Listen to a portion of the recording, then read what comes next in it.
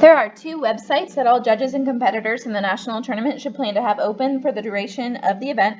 The first one is tabroom.com. That's how judges will access their ballots, and judges and students can see their round assignments. The second is competition.speechanddebate.org. This website is the competition site where actual competition rounds will occur. So in tabroom.com, you'll find out that you're supposed to be in room 157 to judge or compete in LD at 2 p.m. So 30 minutes prior to 2 p.m., you will go to competition.speechanddebate.org to find room 157 to judge or compete in LD. So once you go to the site, you'll click enter under the national tournament logo. It will ask you to log in with your tabroom.com email address and password. Now, if you're like me and you save your password in the browser, you're not quite sure what it is, or if you just can't remember your Tabroom password, instead of guessing, please just reset your password in Tabroom. You can do that through this link here.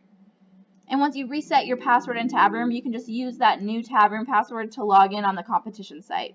If you try too many times, it will lock you out of the site for about 10 minutes, which is okay, but you'll have to wait, come back, refresh, and try again once you're sure that you know your password. So maybe don't guess too many times on your password here. Once you've entered your information, you can click Remember Me so that you only have to log in once.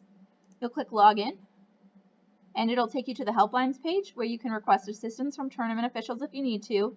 But remember, I'm looking for my competition room because I am ready to judge or debate. So for all events in the national tournament that are trying to get to the competition rooms, you will use this wings button here right in the middle of the page. When you hover over it, it will list abbreviations for all of the events in the national tournament, so you'll click on the one that applies to you. In this sample round here, I am judging or competing in Lincoln Douglas, so I'm going to click on the LD button here.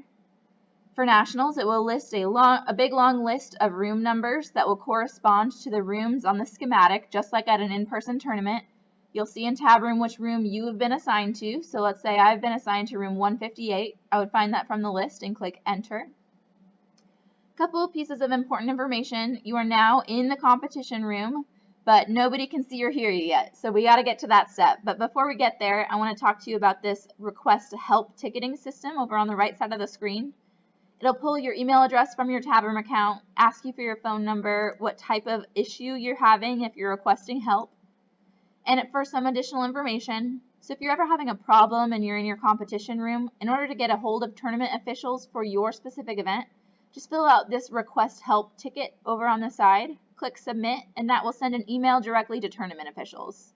After you do so, keep an eye on your phone and your email in case they respond in that way to your question, or they might just pop into your room to talk to you directly. You'll also see a timer with speech times specific to your event over on the right side here. If you click on a speech, you can see how long it is, tap to start, reset, or go back to the timer interface. At the top of the page here, you'll see a message that you need to enter your name as the following to avoid getting removed from the room. So remember, virtual in-round observers are not permitted in competition rooms. So we have tournament officials going from room to room to make sure that everybody who is in the room is authorized to be in the room because they are either competing or judging. So if you do not use the proper naming convention, we will remove you because we'll assume that you are not authorized to be in the room.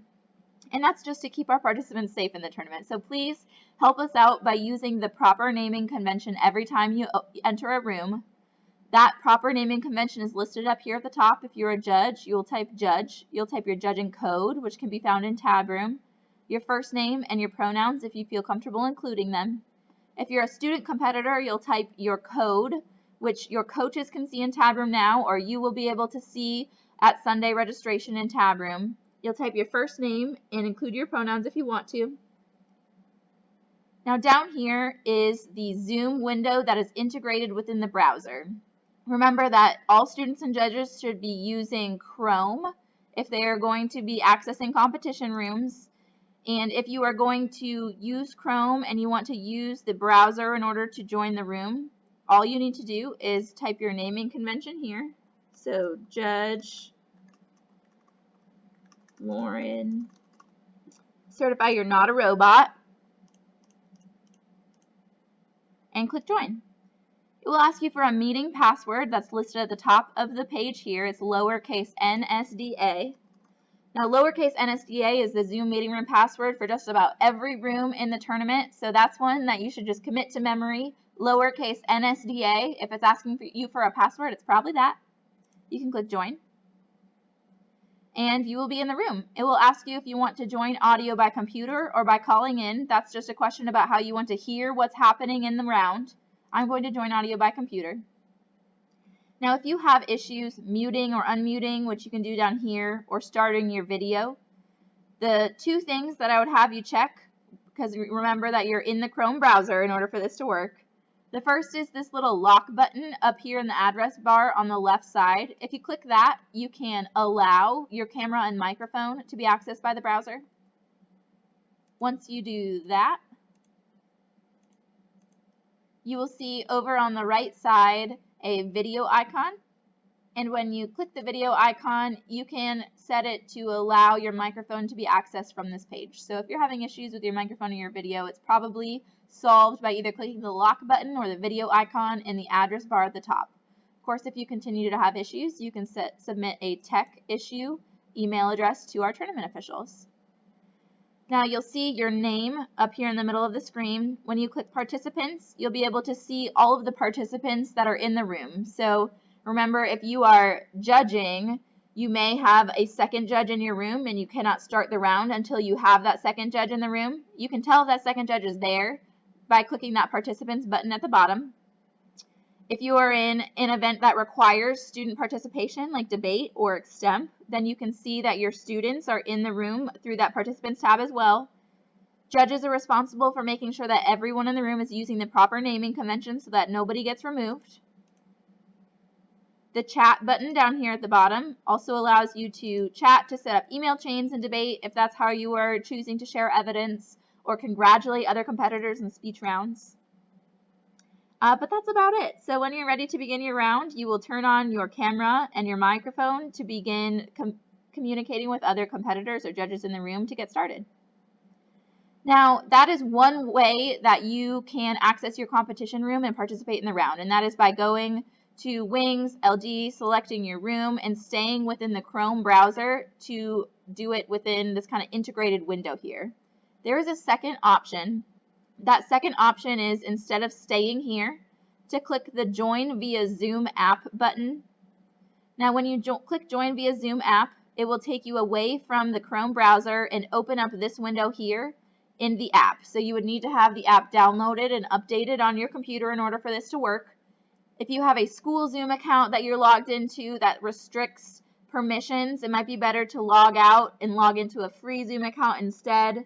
But for the most part, if you join via Zoom app, you may have better quality audio and video depending on your internet connection. So if you're struggling a little bit in this integrated Zoom window, try joining via Zoom app.